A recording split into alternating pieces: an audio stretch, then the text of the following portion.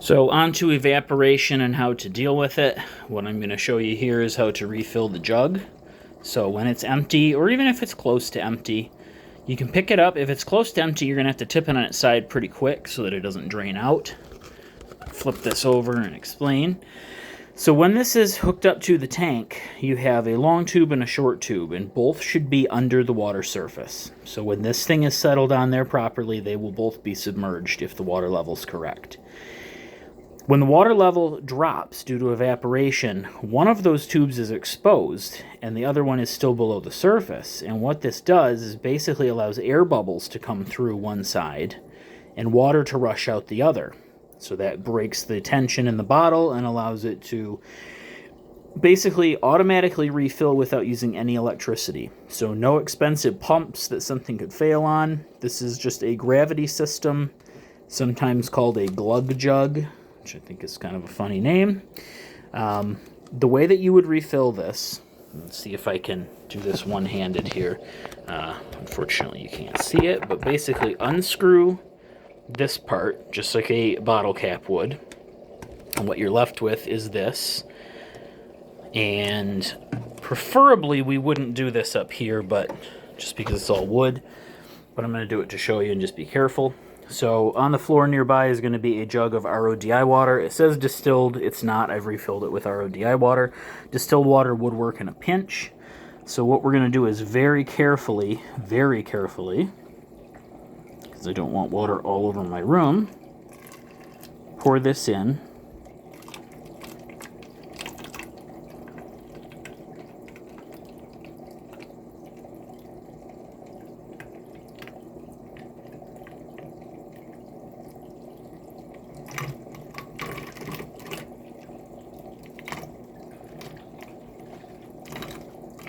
And normally you would fill this up completely, but you don't need to watch me fill that for 10 minutes straight. So then you want to make sure this is carefully screwed back on.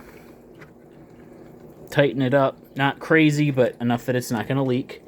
Should be on there straight. Check your threads that it's not cross-threaded.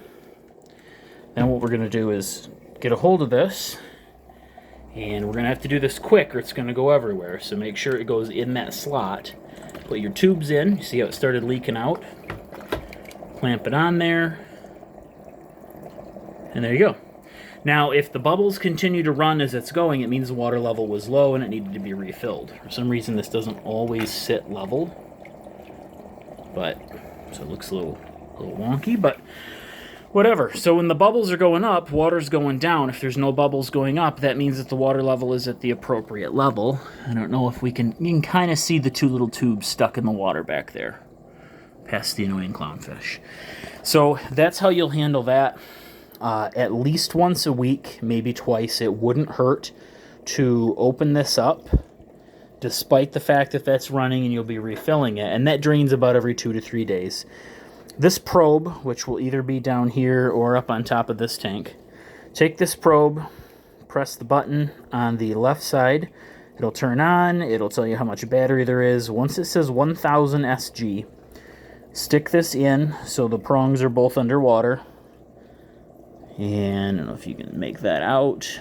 So it says 1.026 and 77.6.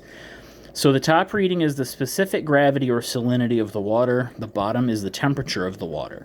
We're not so interested in the temperature unless there's a drastic emergency, but the top value, 1.026, is the salinity that I typically keep this tank at.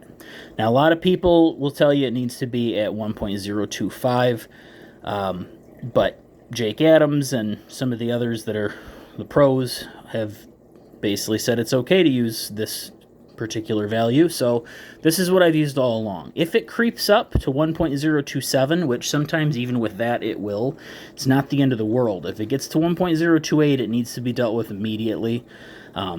Typically, I'll check this once or twice a week now that I've got that hooked up, and usually I'll find it's a little out of whack, but not that bad. It should never be lower than this value. If it is, it means there's something leaking, but you'll notice because the water level should have dropped. Or you've added too much roadie water, but I don't think you need to worry about that. When you're done with this, turn it off, and shake it. Take it to the bathroom, rinse it off, and then let it dry or dry it with a towel. You can either leave it in the bathroom or bring it back up here when you're done with it. I will take care of it when we're done here. If you needed to add more water, you can, with the lid open, pour a little bit of water directly in. You can see it kind of gets all heat hazy in there for a minute. If you're going to do that, make sure you're testing with the rod, with the tool with your other hand while you're doing that. Make sure, again, that the lid is closed so that these little guys don't jump out. And that will conclude this segment.